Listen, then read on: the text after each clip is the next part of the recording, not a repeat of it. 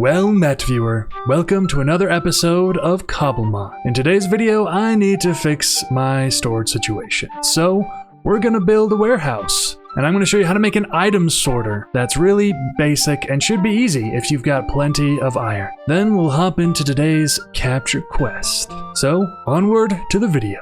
So I've got a shulker. Maybe I shouldn't have made it green because it kind of blends in with the grass, but c'est la vie. And in here, you need a couple of things. You need hoppers, you need chests, you need redstone dust, redstone torches, repeaters, and comparators. I've also taken a couple of stacks of dirt and called them fillers on an anvil. This is so we can lock the hoppers to only filter out certain items. I'm just gonna grab all of these. Now I also just want to mark out where the wall I want is. I'm just freestyling this build, so I'm not entirely sure how I want it to look quite yet. So just a quick little layout of how big this is going to be, or the actual finished building. But to actually make a item sorter, it's actually just really easy. So I'm going to start it about 3 blocks, maybe 4 blocks in from the entrance. I'm going to place a block there and place another block there, go up another block on top of that one, make a T shape, and that's going to be the structure you kind of repeat going along however many chests you want to use for this. I'm now going to grab some redstone dust, torch. You place your redstone torch under this block here. You grab your comparator facing this direction. You place it on top of it. Then you grab your repeater facing the opposite direction or towards the redstone torch and comparator. And you just place it right there. And you go on top. You need dust going to this block right there. And that's the basic setup. Then you just need to grab your hoppers and your chests. And you're gonna need a lot of hoppers for this, so make sure you got plenty of iron. But you want to place one hopper actually going into the comparator right there. Now I'm just gonna place a temporary block there and there, because I want my chest facing that way. I'm going to remove these blocks there. And then you want another hopper going into the chest underneath the first hopper. And this is the basic setup. Then what you want to do is place your fillers here. So just have 4 of whatever filler blocks you decide to use. And then you need 41. So as you can see, it's going in, and then it stops at 41 dirt. There'll be 1 left over in this hopper, and then all the excess will get put into this chest here. And so now, whenever I have dirt that goes into this top hopper, it'll get picked up, and it'll get added to this chest. And that's basically it.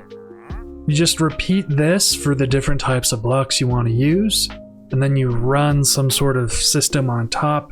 Some people use a water system to push the items over the hoppers on top, or you can just have more hoppers on top going through all of the chests to sort out all of your items. But I'm gonna expand this some more, figure out my build, and I'll meet back with you as soon as I'm done.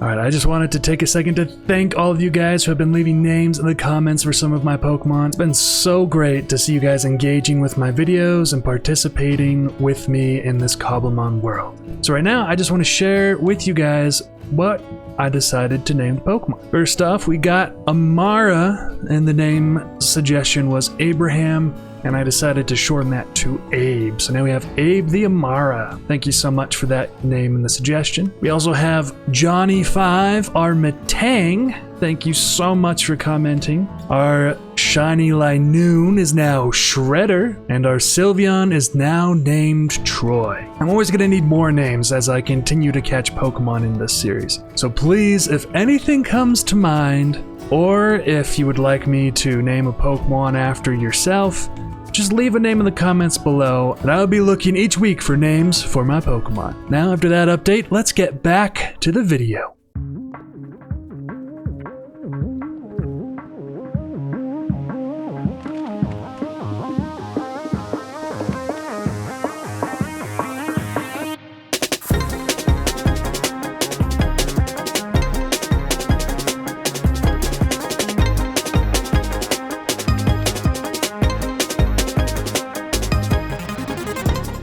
Alright, I decided to move it off of this wall right here and just put a whole bunch along this wall. I think this will be great for what I need, because I'm still kind of early on. I don't have too much I need to have sorted at the moment. And if I ever need to add more, I can just attach it to the end here, or even start going along in a different direction along this side. But if we take a look, this is all it takes. It's easy to add to if you ever need to. You can also add a hopper underneath going into another chest if you want to have 2 layers of storage here, which I think will be super useful. But for now, this is just all the chests that I have. All right, so for my item movement system, I'm just going to keep it simple with hoppers. I'm going to put a chest there, and then I'm just going to run hoppers across the top here. And then I'm just going to place a double chest on top right there. So now if I put in birch planks and spruce logs, these will get emptied out and they'll go through all of the hoppers until they get sorted into one of these chests, and it's currently this one. So as you can see, the birch planks are entering this chest, which is great. Eventually it'll get into spruce and they'll fill up whatever I sorted all of these chests for, and then anything left over will end up in this chest, and then I can sort that manually. That is all it takes to make an item sorter. This is the easiest one that I was able to find online. I believe this design was made by ImpulseSV, so if you know who that is, you can get more information from his videos on his channel. But I like how easy it is to set up, and in my case where I actually don't have a ton of items, I just want to be able to sort through anything I get a bulk of, like dirt or trees or stone. I could just throw them all in here, it'll organize them, and then any miscellaneous things I can put away myself, which will be a lot easier to do without having to deal with a huge thing of dirt or stone in my inventory. Now that the store sorter system is done, I'm gonna do the rest of the build, so let's just hop right into a time lapse.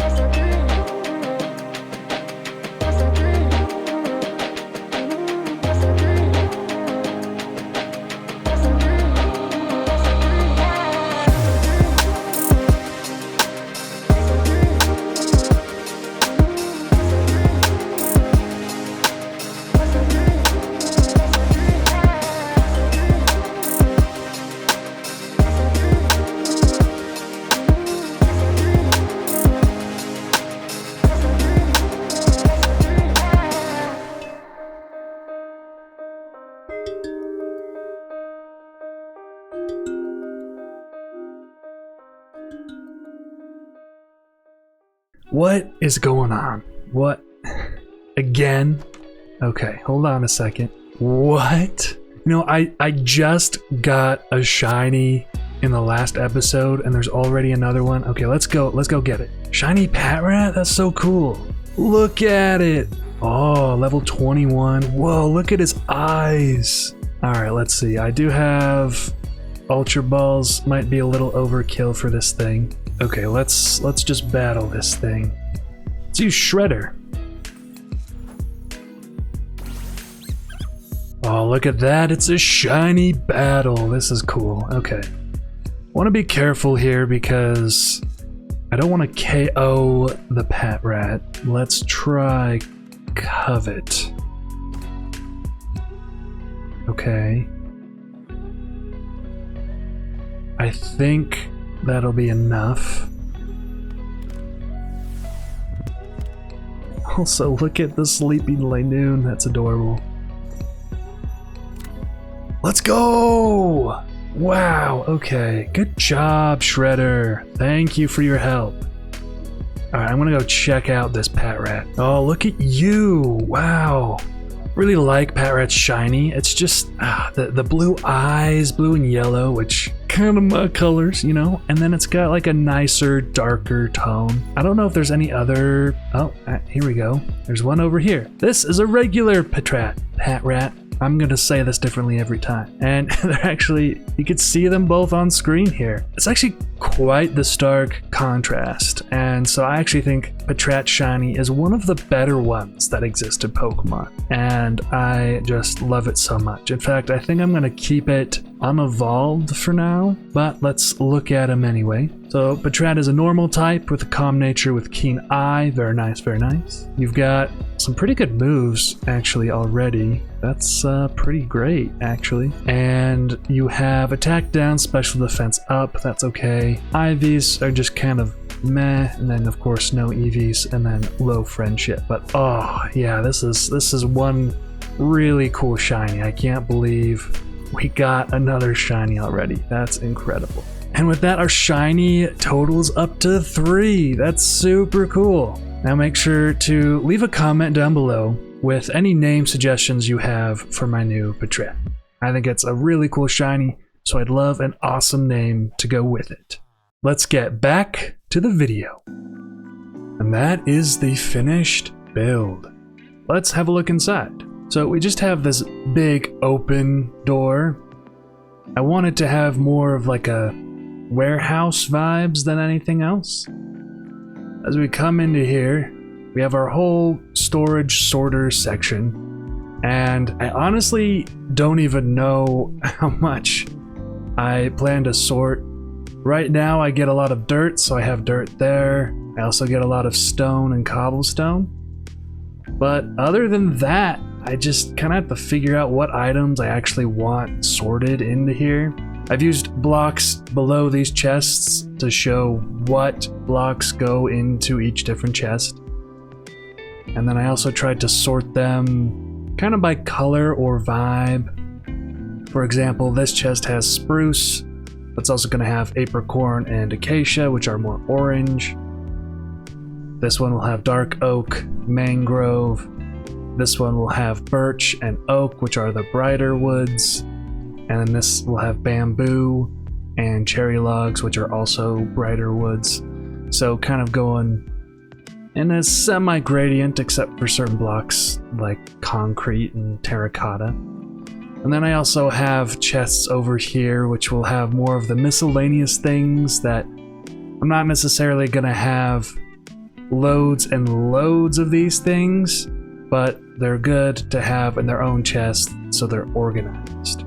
And then I've got the start of a super smelter here. This will be very basic, but basically you have hoppers in the back of the furnace feeding into the furnace, which is where the fuel will go. So if I just drop coal right there, it gets picked up and it's getting fed into this furnace. And then the ones on top are things that will go into the top of the furnace to be smelted. So if I put some coal here and then put stone bricks at the top, you can see it turned on.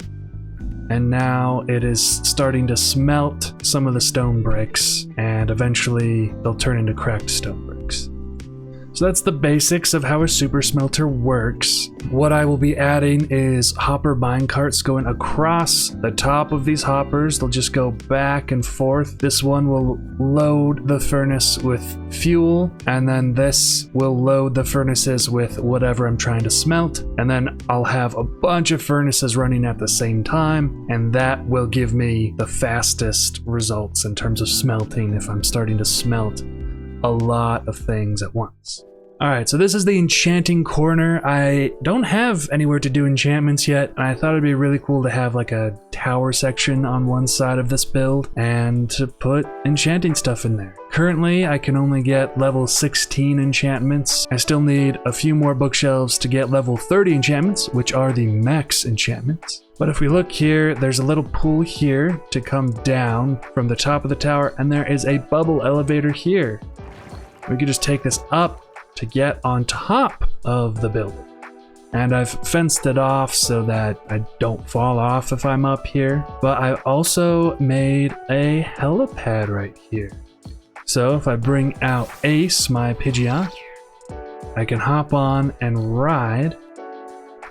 And I use Pidgeot a lot when I'm flying. And so if I need to go collect resources or anything, I can just fly out and then come back, and I can see my little helipad landing spot, so I can just come on down and just land right here, and it's really, really nice. I think it was a really nice touch to add a little thing like this for the top of the building.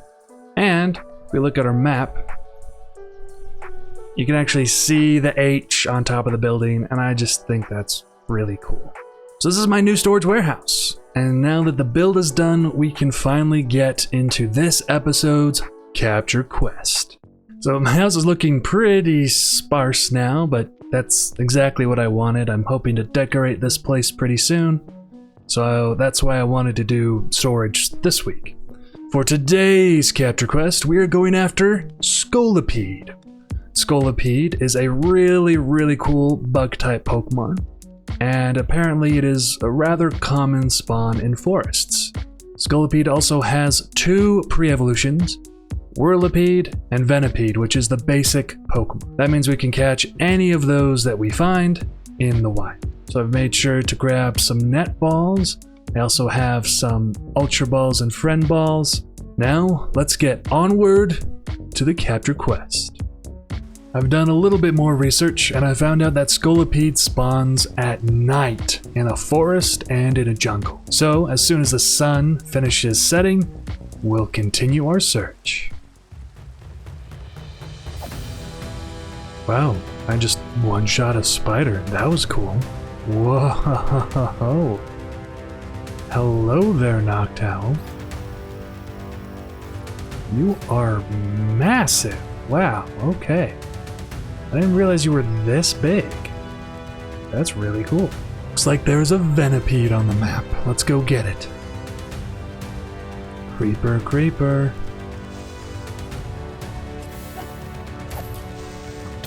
What? Skeleton. Oh. Nighttime is so dangerous. Alright, should be around here somewhere. There it is. Level 24.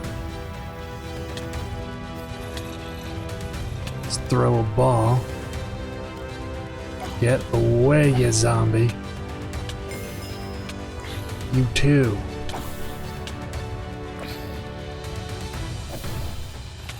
Ah! Oh my gosh, why are there so many of you? 3, come on. 4, ah! I'm just one man against the world. Ugh, okay. Ugh. No.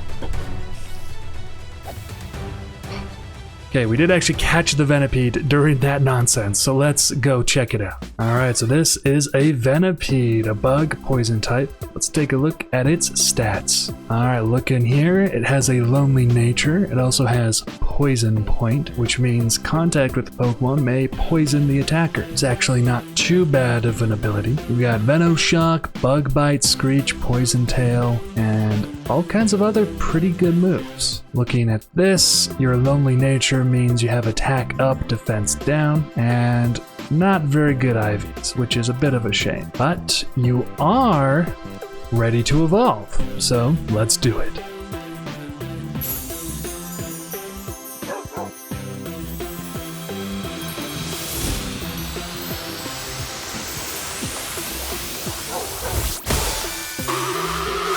Now we have Whirlipede.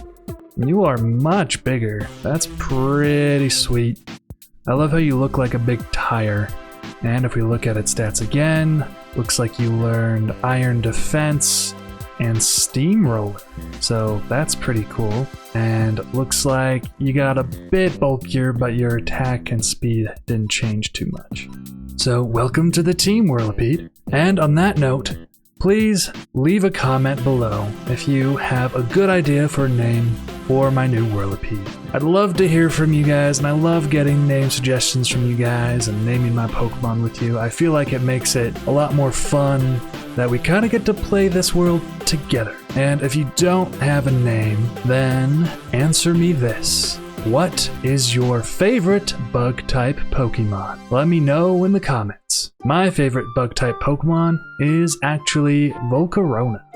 I think it's super cool. It's a fire bug type, which is super unique, and it's just got a really cool design and has really cool Pokemon lore.